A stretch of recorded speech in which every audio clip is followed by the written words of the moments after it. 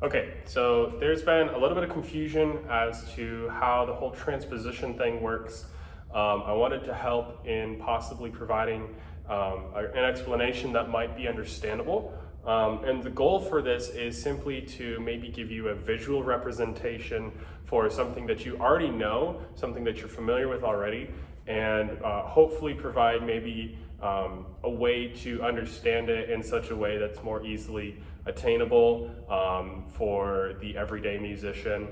So something that we're struggling with is trying to connect what does it matter that other instruments are pitched differently, and then number two, like, why were they created in such a way that they were pitched that? Like, why can't everything just be pitched in C? For individuals who only have experience with vocal music, or perhaps only play one single instrument, maybe that's only pitched in C already, or is a non-transposing instrument, or perhaps they're just a pianist and they've only ever worked with music that is exclusively just in concert pitch. The concept of having instruments that are pitched in different keys doesn't necessarily make sense, and that's fine, but this is hopefully providing an explanation as to why. So what the purpose for having instruments pitched in different keys is primarily for ease of playability, as well as if things can be more effectively tuned. Intonation is a big one as well. But we're all familiar with the concept of boom whackers. Boom whackers are those tubes that you see in a lot of elementary music classes. The length of the tube is, they're each colored differently, all the colors of the rainbow, makes it fun for the kids. But a very basic concept is that the shorter the tube length is, the higher in pitch it goes. And then of course, the longer that the tube length is, the lower the intonation is going to be. So that's simply what we're doing when we're talking about instruments that are in different keys.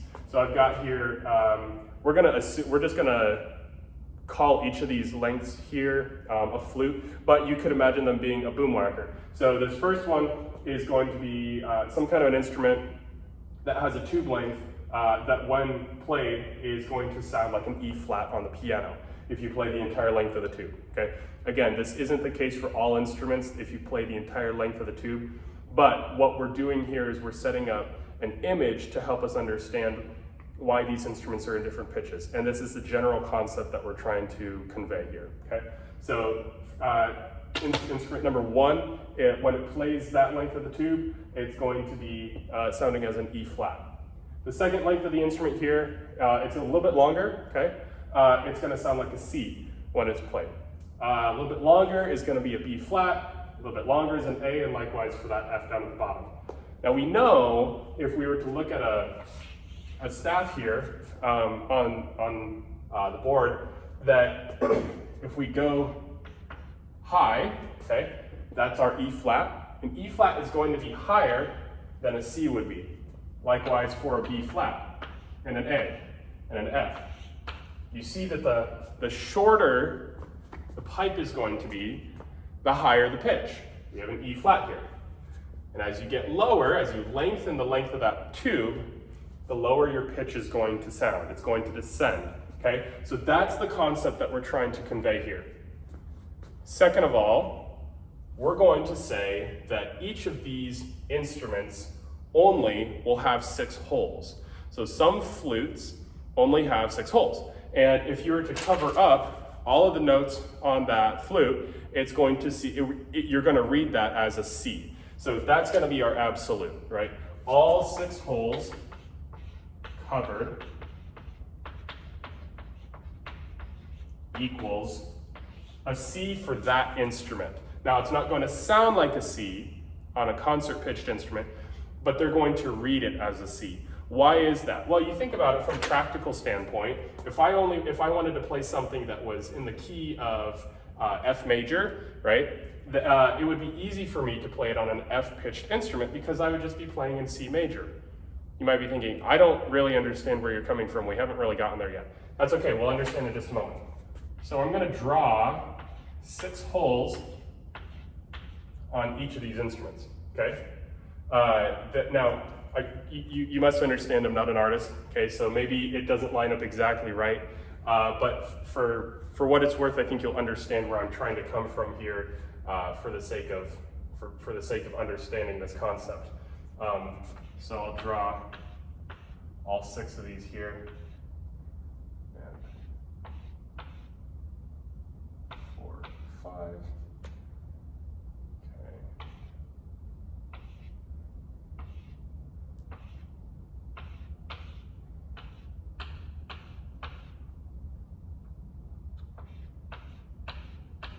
All right. So we're going to look at these 2 in particular, okay? C and B flat. If I were to cover all of the keys on my C pitched instrument, it's going to be sounding, I'm going to be playing a C. Remember, all 6 holes covered equals C. I could say the same thing about this F. If I cover all 6 holes, I'm playing a C on that instrument. Okay, again, for sake of flexibility and being able to play in all of those instruments. Some of it has to do with intonation as well, but for sake of understanding flexibility, that's why they're all called C. Now, if I play with all of these covered, we're going to say that they're covered by filling them in, okay? But I want to hear the same pitch for both a C and a B flat instrument. Well, something has to be done because the length of this tube is longer than the top one. B flat is a longer tube than C. So what do?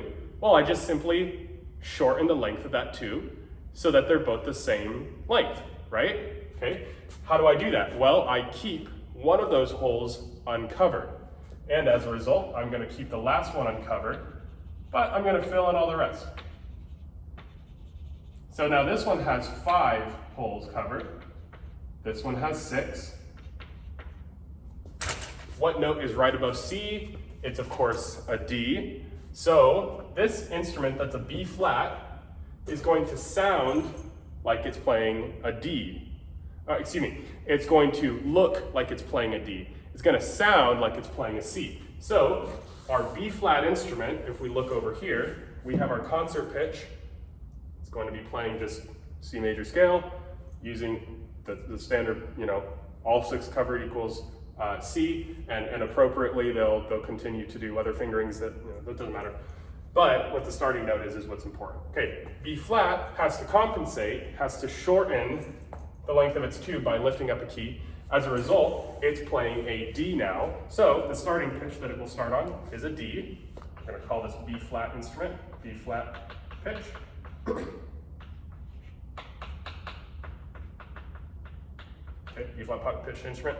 And it's going to treat each note accordingly, right? So a whole step above D is going to be an E, and likewise, you're 1 step ahead of me probably for each of these. So it's going to play a D major scale. Okay, that's probably something that's understandable. That I think you're able to pick up at least, okay, as a concept, visually, this is what's happening. And that same principle applies to each of these, right? So if I wanted to play something in F, I'd have to do the exact same thing. I'd have to shorten the length of that tube so that it's the same length as my C-pitched instrument, which is in concert pitch.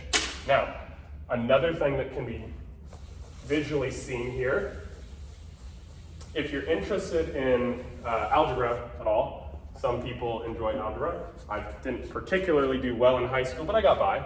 But one of the things that you learn in algebra is what you do to one side, you have to do the other. So if I were to say x equals 1/2, all right?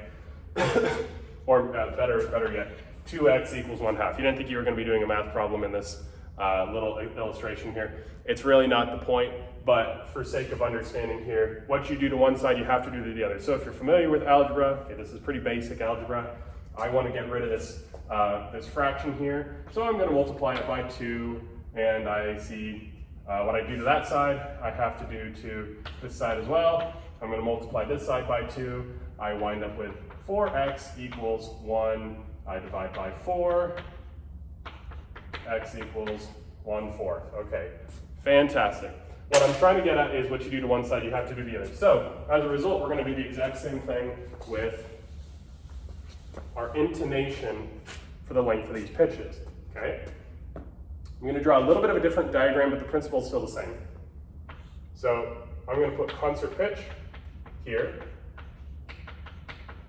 And you fill that in with whatever. For right now, we're going to say the pitch of the music is going to be in C. It's not always in C, you're not always that lucky. But if you're playing Beethoven 1 or Beethoven 5, fantastic. Okay. On this side, we're going to pick the pitch of the tube, okay, or the instrument. These represent our instruments. So let's say I wanted to play clarinet in A. Great choice, clarinet in A. Or just any instrument that's pitched in A, okay? Or I suppose you could standard see that as A clarinet rather than clarinet A, okay? Well, how far away from our concert pitch, how far away from C is A? It's a minor third below C. Minor third down, descending minor third. So I'm hearing an A when I play a C. How do I compensate for that? I have to play a minor third the other direction. Okay, so what's a minor third in the opposite direction of C? It's an E flat. So when A clarinet is playing C, pitched in A, plays a C, or wants to sound like a C on the piano, a concert pitched C, it needs to play an E flat in order to compensate. Again, if we wanted to think of this visually, okay, our C is going to sound like this. You know, I don't have perfect pitch, but ba, so let's say ba is C. Perhaps it is, perhaps it isn't. It doesn't sound like it, but maybe it is. C, but it's playing an A. All right, it thinks it's playing a C, but it sounds like an A. It has to pull, you gotta pull that instrument, its pitch up so that it's right in line with C again, all right? And by doing that, instead of playing a C, it has to play E flat, you know, okay, again, that might not be right, but whatever. It has to play an E flat in order to sound like a C on the piano or in concert pitch. We could do this with another different instrument. That needs to stay there.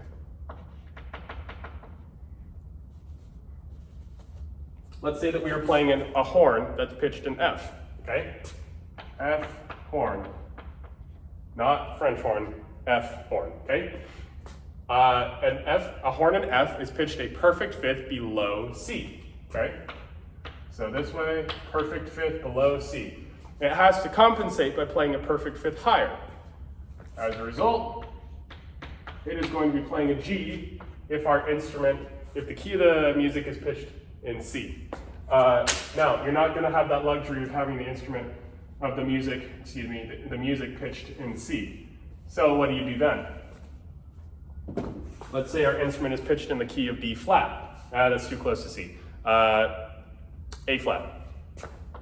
Our music is pitched in A flat, okay?